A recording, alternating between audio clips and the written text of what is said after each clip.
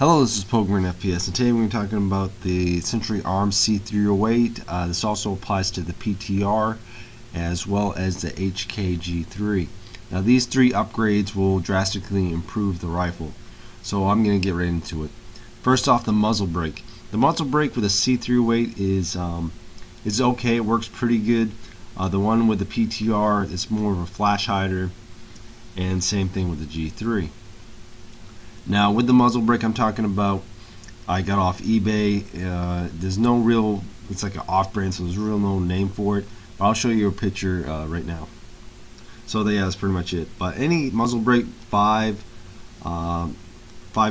by 24 right-hand threaded muzzle brake will work for the C308. A good optic, that's the next one. I use a Barska 1:6 by 32 IR SWAT. It does what I need it to do, and it works very good as a DMR optic, but there are other optics out there. And the next thing that everybody complains about is the trigger. Either doing a trigger job, which is cheaper if you know what you're doing, but a lot of people don't have that knowledge. And I recommend, if you don't really have that knowledge and not confident in doing so, I wouldn't do it. I'm not telling you to do it because I will take no legal liability. Or you could do an upgrade trigger pack by ordering it online, which is usually pretty pricey. Now, an honorable mention is this: Picatinny rail on your handguard.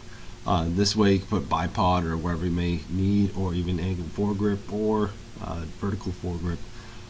It works very good for help stabilizing the rifle. So thank you guys for watching. Have a nice day and stay.